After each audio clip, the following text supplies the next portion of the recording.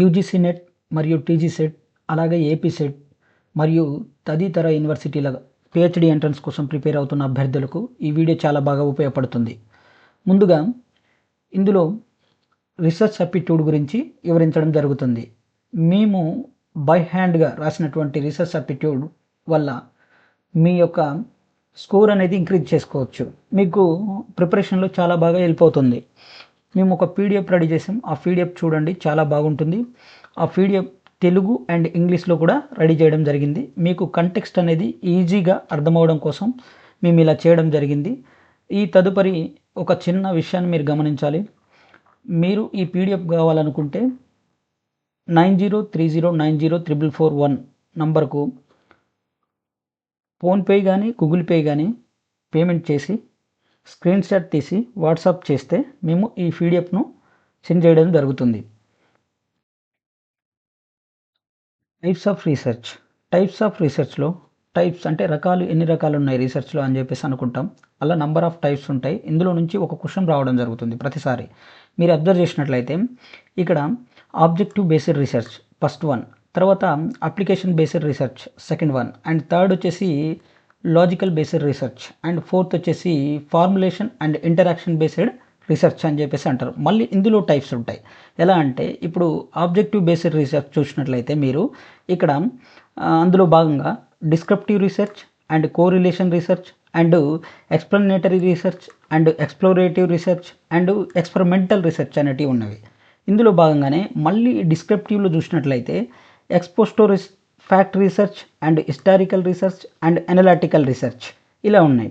అదేవిధంగా మనం కొన్ని అదర్ బుక్స్ చూసినట్లయితే డిస్క్రిప్టివ్ రీసెర్చ్లోనే భాగంగా objective based research and survey based research, అలాగే కేస్ స్టడీ రీసెర్చ్, అలాగే క్రాస్ సెక్షనల్ రీసెర్చ్ అనేది ఉంటుంది. మనకు ఇవి క్వశ్చన్స్ ఎలా అడుగుతున్నారంటే యూజీసీ నెట్లో వచ్చేసరికి నెట్ కానీ ఆర్ సెట్ కానీ పిహెచ్డి ఎంట్రన్స్లో కానీ ఏమని అడుగుతారంటే కోరిలేషన్ రీసెర్చ్ అనేది, ఈ కోరిలేషన్ రీసెర్చ్ అనేది ఈ పై వాటిలో అంటే ఈ పైన ఉన్నటువంటి వాటిలో ఏ రీసెర్చ్కు సంబంధించింది అని చెప్పేసి అడగడం జరుగుతుంది. అందులో ఆప్షన్ ఏ కింద ఆబ్జెక్టివ్ రీసెర్చ్ ఇవ్వచ్చు, లేదా అప్లికేషన్ బేస్డ్ రీసెర్చ్ ఇవ్వచ్చు, అండ్ లాజికల్ బేస్డ్ రీసెర్చ్ అయినా ఇవ్వచ్చు, లేదా ఫార్ములేషన్ బేస్డ్ రీసెర్చ్ అయినా ఇవ్వచ్చు. అలాగే జస్ట్ మనం ఆబ్జెక్టివ్ బేస్డ్ రీసెర్చ్ మాత్రమే చూసాము బేసిక్లో. నెక్స్ట్ వెళ్తే అప్లికేషన్ బేస్డ్ రీసెర్చ్. ఇందులో బేసిక్ ప్యూర్ ఫండమెంటల్ రీసెర్చ్ ఉంటుంది, అలాగే అప్లికేషన్ రీసెర్చ్ ఉంటుంది, అలాగే లాజిక్ బేస్డ్ రీసెర్చ్ చూసినట్లయితే డిడక్టివ్ రీసెర్చ్ ఉంటుంది, ఇండక్టివ్ రీసెర్చ్ ఉంటుంది. అలాగే మీరు ఫార్ములేషన్ లేదా ఇంటరాక్షన్ బేసిక్ రీసెర్చ్ చూసినట్లయితే మీరు స్ట్రక్చర్డ్ అండ్ అన్స్ట్రక్చర్డ్ అనే రీసెర్చ్లు ఉంటాయి. వీటిపైన క్వశ్చన్స్ వచ్చే అవకాశం ఉంటుంది. ఇలాగే మీరు మొత్తం చూసుకుంటూ వెళ్ళినట్లయితే ఈ పీడిఎఫ్లో ఒక్కొక్క రీసెర్చ్ గురించి, అందులో టైప్స్ గురించి పూర్తిగా మీకు తెలుగు మీడియంలో వివరించడం జరిగింది. ఇప్పుడు చూడండి, ఇక్కడ ఆబ్జెక్టివ్ బేస్డ్ రీసెర్చ్ అనేది డిస్క్రిప్టివ్ రీసెర్చ్ ఉంది, ఇందులో కోరిలేషన్ రీసెర్చ్ ఉంది, అలాగే ఎక్స్ప్లనేటరీ రీసెర్చ్ ఉంది, ఎక్స్ప్లోరేటరీ రీసెర్చ్ ఉంది, అలాగే ఎక్స్పెరిమెంటల్ రీసెర్చ్ అనేది ఉంది. అంటే డిస్క్రిప్టివ్ రీసెర్చ్ని వివరణాత్మక పరిశోధన అని చెప్పేసి అంటాం. అందులో చూసినట్లయితే ఏం జరుగుతుంది, అది ఎలా కనబడుతుంది, దాని లక్షణం ఏమిటి, ప్రజల అభిప్రాయం ఏంటనేది అడిగాం. అంటే ఏదైనా విషయాన్ని, వ్యక్తుల సంఘటనలను మరియు పరిస్థితులు ఎలా ఉన్నాయి వర్ణించడము, లేదా వివరించాలి, లేదా వివరాత్మకంగా ఇవ్వవలసి ఉంటుంది. అలాగే మీరు చూసుకున్నట్లయితే ఇక్కడ చూడండి, ఎక్స్పోస్టో ఫ్యాక్ట్ రీసెర్చ్ అన్నాం, హిస్టారికల్ రీసెర్చ్ అన్నాం, అలాగే అనలిటికల్ రీసెర్చ్ అన్నాం. ఇవి ఎందులో భాగం అని చెప్పేసి అడుగుతారు. ఇక్కడ చూస్తే మీరు descriptive research what is want అని చెప్పేసి మీకు అక్కడ చూపించాను. దాంట్లో టైప్స్ ఉన్నాయి. Example and ex post facto research and historical research and analytical research. ఇలాగే మీరు వెళ్ళినట్లయితే ప్రతి ఒక్క దాని గురించి కూడా ఇక్కడ డీప్గా ఎక్స్ప్లెయిన్ చేయడం జరిగింది. ఒక్క మార్క్ కూడా మిస్ కాకుండా ఈ పీడిఎఫ్ అనేది ఉంటుంది. మీరు ఇలాగే చూసుకుంటూ వెళ్ళినట్లయితే చూడండి, ఇక్కడ objective based research and descriptive research and correlation research. అలాగే మీరు వెళ్ళినట్లయితే ఇంకా ముందుకెళ్ళినట్లయితే మీకు మరికొన్ని వస్తాయి. చూడండి, explanatory research and exploratory research and experimental research అనేది వచ్చింది. సో ఇలాగే మీరు ఇంకొంచెం ముందుకెళ్ళినట్లయితే మీకు చూడండి, అప్లికేషన్ బేస్డ్ రీసెర్చ్. మళ్ళీ ఇందులో టైప్స్ ఉంటాయి. అప్లికేషన్ బేస్డ్ రీసెర్చ్లో basic pure fundamental research and applied research అనే రెండు ఉంటాయి. అందులో భాగంగానే మనం దీంట్లో ఫస్ట్ బేసిక్ రీసెర్చ్ అంటే ఏంటి, దాని యొక్క మీనింగు మరియు పర్పస్, ఏము, టైప్స్ ఆఫ్ ఫండమెంటల్ రీసెర్చ్ ఎలా ఉంటాయి, ఆ టైప్స్ ఏంటి అనేది ఉంటాయి. స్టెప్స్ ఇన్ ఫండమెంటల్ రీసెర్చ్, దాని విధి విధానాలు, ఆ స్టెప్స్ అనేటివి ఎలా ఉంటాయి, what is want, A format ప్రకారం 1 by 1 ఎలా ఎలా డిజైన్ చేయాలో అని చెప్పేసి ఉంటుంది. అలాగే లాజికల్ బేస్డ్ రీసెర్చ్ని కూడా వివరించవలసి ఉంటుంది. దాని యొక్క ప్రాముఖ్యత, లాజికల్ బేస్డ్ రీసెర్చ్ అంటే ఏంటి, దాని యొక్క ప్రాముఖ్యత, ఆధారిత అండ్ అడ్వాంటేజెస్, డిసడ్వాంటేజెస్, అండ్ అందులో ఉండేటటువంటి టైప్స్, ఏవైతే టైప్స్ ఉన్నాయి, deductive research and inductive research అనేటివి ఉంటాయి. అవి వాట్ ఈజ్ వాంట్ అనేది తెలియజేయడం జరుగుతుంది. అలాగే టైప్స్ ఆఫ్ రీసెర్చ్ని కూడా తెలియజేయడం జరుగుతుంది. ఈ విధంగానే మీరు ఇంకొంచెం ముందుకెళ్ళినట్లయితే మీరు చూసినట్లయితే formulation and interaction based research అని చెప్పేసి ఇంకోటి ఉంటుంది. దాంట్లో మళ్ళీ meaning, types, purpose, steps in research అని చెప్పేసి ఉండడం జరుగుతుంది. సో టోటల్ పీడిఎఫ్ అనేది మీకు కావాలనుకుంటే మా ఫోన్ నంబర్కు 9030904441కు మీరు ఫోన్పే కానీ గూగుల్ పే కానీ చేసి స్క్రీన్ షాట్ తీసి పంపినట్లయితే మీకు మేము పూర్తిగా ఈ పీడిఎఫ్ అనేది సెండ్ చేయడం జరుగుతుంది. అలాగే ముఖ్యంగా మీరు చూసినట్లయితే steps of the research process, ఇది చాలా ఇంపార్టెంట్. ఇందులో భాగం రీసెర్చ్ ఆప్టిట్యూడ్లో చూడండి. స్టెప్స్ ఆఫ్ రీసెర్చ్ ప్రాసెస్ అనేది అంటే మీకు ఇలా కొన్ని స్టెప్స్ ఉంటాయి. ఆ స్టెప్స్ ఆధారంగానే మనం చేయాలి. కన్ఫామ్గా ఈ ఏరియాలో ఒక మార్క్స్ వచ్చే అవకాశం ఉంటుందన్నమాట. 1 మార్క్ మీరు ఈజీగా గెయిన్ చేయవచ్చు. So identify the research problem. First మీరు ఏం చేయాలంటే ఐడెంటిఫై ద రీసెర్చ్ ప్రాబ్లం అనేది పరిశోధన సమస్యను గుర్తించాలన్నమాట. ఏ అంశాన్ని పరిశోధించాలి అనేది నిర్ణయించుకోవాలి. అంటే ఫర్ ఎగ్జాంపుల్ మీరు ఆన్లైన్ క్లాస్లో విద్యార్థుల పనితీరు ప్రభావం పైన మీరు పరిశోధన చేయాలనుకుంటున్నారు. ఈ పరిశోధనలో భాగంగా మనం ఆ ప్రాబ్లం అనేది ఏంటంటే ఐడెంటిఫై చేసాం. తర్వాత చూడండి, రెండోది వచ్చేసరికి రివ్యూ ఆఫ్ లిటరేచర్. అంటే దానికి సంబంధించినటువంటి అంటే ఏవైతే ఏ అంశంపై ముందుగా జరిగిన పరిశోధన చదవడము, దానికి సంబంధించినటువంటి ఏవైనా మీరు ఆర్టికల్స్ కానీ, పేపర్ న్యూస్ కానీ అండ్ థీసిస్ కానీ ఏమైనా ఉన్నాయా ప్రీవియస్కి సంబంధించిన ఈ మొత్తం కూడా ఇక్కడ గ్యాదర్ చేసుకోవాలంటే దానికి సంబంధించిన మొత్తం కూడా చదువుకోవాల్సి ఉంటుంది. Next formulating hypothesis if needed, అంటే పరీక్షించదగిన అంశం ఏంటి. తర్వాత రీసెర్చ్ డిజైన్ అంటే ఏంటి అంటే ఇది మొత్తం పరిశోధనకు ఒక బ్లూ ప్రింట్ వంటిది అనమాట.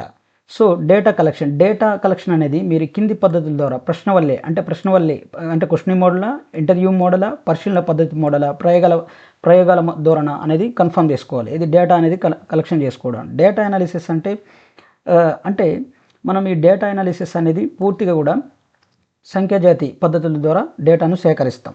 Next reporting findings. రిపోర్టింగ్ అంటే ఏంటంటే నివేదికలు, అంటే నివేదిక తయారు చేయాలన్నమాట. పరిశోధన ప్రక్రియ ఫలితాలను రాసే ప్రక్రియ అని చెప్పేసి అంటాం. అందులో మనం థీసిస్ కానీ, డిజర్టేషన్ కానీ, రీసెర్చ్ పేపర్స్ కానీ రూపంలో ఉంటాయన్నమాట. రిపోర్టింగ్ ది ఫైండింగ్స్ అని చెప్పేసి. కన్క్లూజన్ అండ్ రికమెండేషన్స్, ఫలితాల ఆధారంగా ఏం తెలుసుకున్నాం, భవిష్యత్తులో పరిశోధన సూచనలు ఏమిటి అనేటివి ఇక్కడ ఐడెంటిఫై చేస్తాం. ఇలాంటి పీడిఎఫ్ మొత్తం కూడా కావాలంటే చూడండి, మీకు మొత్తం కూడా ఇవ్వడం జరుగుతుంది. అలాగే పోతూ ఉంటే వాటి 1 by 1 రీసెర్చ్ డిజైన్ అంటే ఏంటి, ఫార్ములేటింగ్ హైపోథిసిస్ అంటే ఏంటి, తర్వాత టైప్స్ ఆఫ్ హైపోథిసిస్ ఏంటి, ఇవన్నీ కూడా ఈ ఫార్మాట్లో మీకు వివరించడం జరిగింది. ఇలాగే ఇక్కడ చూసినట్లయితే రీసెర్చ్ డిజైన్ గురించి కొంచెం వివరించడం జరిగింది. అలాగే రీసెర్చ్ డిజైన్ అంటే ఏంటి, ఆ రీసెర్చ్ డిజైన్లో ఉన్నటువంటి టైప్స్ కూడా ఇక్కడ వివరించడం జరిగింది. ఆ పర్పస్ కానీ, ఎయిమ్స్ కానీ అండ్ కీవర్డ్స్ కానీ అండ్ వాటితో పాటు ఇంకా రకరకాలుగా వివరించడం జరిగింది. మోస్ట్లీ మనకు ఇందులో ఉన్న topics UGC net and TG set and PhD entrance సంబంధించి కొన్ని పూర్తిగా కూడా వివరించడం జరిగింది.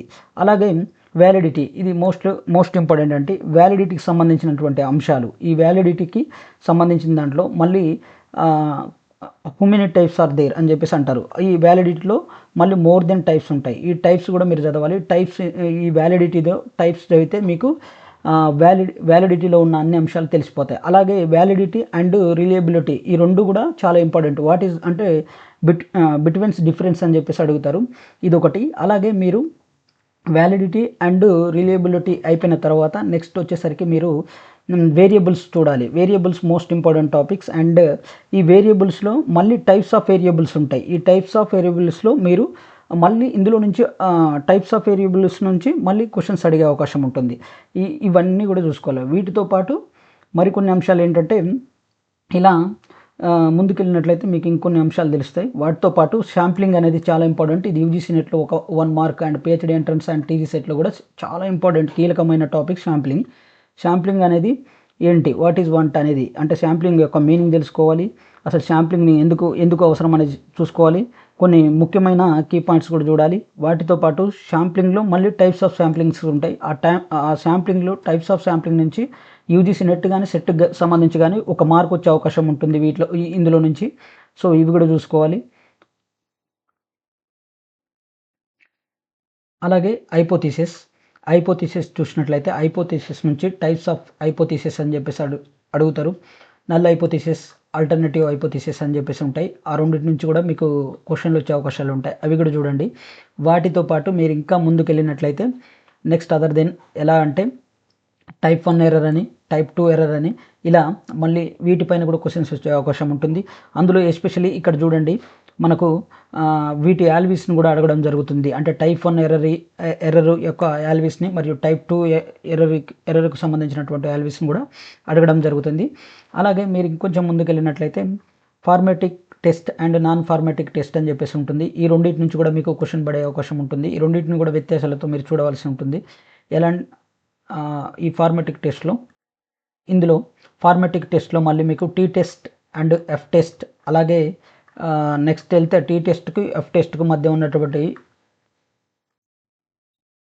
అలాగే నాన్ ఫార్మాటిక్ టెస్ట్లో కాయిస్కేర్ అంటే ఏంటని చెప్పేసి అడుగుతారు. అలాగే మాన్విటి యూ టెస్ట్ అని చెప్పేసి ఉంటుంది, అదొకటి. అవి కూడా చూడాలి. వాటితో పాటు ఇంకా మరికొన్ని అంశాలు కూడా ఉంటాయి. అండ్ ఇలా మొత్తం డిఫరెన్స్ చూసుకుంటూ పోయినట్లయితే మీకు ఈజీ అవుతుంది. వాటితో పాటు ఇక్కడ మనకు సిలబస్ కాపీ కూడా మీరు చూసినట్లయితే సిలబస్ కాపీ కూడా ఉంటుంది. ఆల్మోస్ట్ అందరు చూసే ఉంటారని చెప్పేసి అనుకుంటున్నాను.